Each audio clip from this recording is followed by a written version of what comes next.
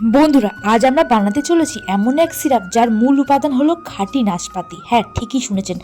আমাদের পাহাড়ি অঞ্চলে এখনও যত্ন করে ধরে রাখা হয় এই নাশপাতির ঐতিহ্যবাহী সিরাপ তৈরির কৌশল।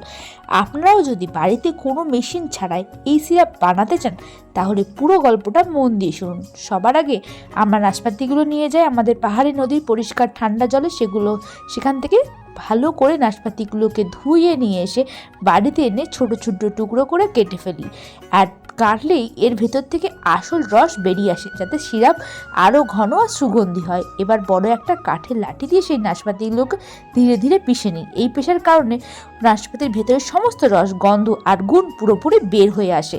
এরপর সেই পিষে রাখা সব কিছু তুলে আর বড় একটা কড়াইতে ফেলে দেওয়া হয়। আর সঙ্গে মেশানো হয় পাহাড়ি এলাকায় লোকাল ফল, ভেষজ দ্রব্য, লাল খেজুর, গোজাবাড়ি, শুকনো আঞ্জরি এবং আরও অনেক কিছু। এতে ঠান্ডা কাশিতে দারুণ উপকারী এই জিনিসগুলো।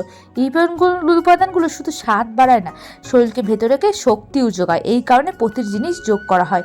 এই কড়াইতে বসিয়ে টানা 5 ঘন্টা ধরে খুব কম আঁচে ধীরে ধীরে জল দেওয়ার ফলে নাশপাতির ভেতরটা প্রতিটা রসে, প্রতিটা গুণ কড়াইতে পানিতে মিশে যায় আর সিরাপ গাঢ় হয়ে যায়। 5 ঘন্টা পরে গরম গরম অবস্থায় সেই রসটাকে একটি পরিষ্কার সাদা কাপড়ে ছেঁকে নেওয়া হয়।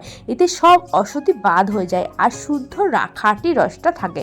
পরের দিন সকালবেলা আবার সেই রসটাকে কড়াইতে তুলে আরও 10 ঘন্টা জাল দিতে হবে। লম্বা সময় ধরে জাল দেওয়ার কারণ হলো সিরাপটি দীর্ঘদিন ভালো থাকে, প্রাকৃতিকভাবে ঘন হয়ে ওঠে। যখন সিরাপটি পুরোপুরি ঘন, চকচকে আর সুন্দর বাদামি রং ধারণ করে, তখন কড়াই থেকে নামিয়ে হালকা গরম অবস্থায় মেশানো হয় কিছুটা পরিমাণে খাঁটি মধু। মধু কেন মেশানো হয় জানেন? কারণ এই শরীরটাকে উষ্ণতা দেয়, ঠান্ডা কাশিতে আরাম আনে এবং সিরাপকে প্রাকৃতিক মিষ্টতা যোগ করে। সবশেষ সিরাপটি কাচের বোতলে ভরে সাজিয়ে রাখা হয়। এই সিরাপ খেতে সামান্য গরম পানিতে মিশিয়ে, এতে নেই কোনো রাসায়নিক, নেই কোনো মেশিনের সাহায্য, শুধু প্রাকৃতিকে সত্যি সত্যি আশীর্বাদ। এইভাবেই তৈরি হয় আমাদের ঐতিহ্যবাহী পাহাড়ি নাশপাতি সিরাপ। আপনারা চাইলে একেবারেই এই পদ্ধতি বাড়িতেও বানিয়ে নিতে পারেন।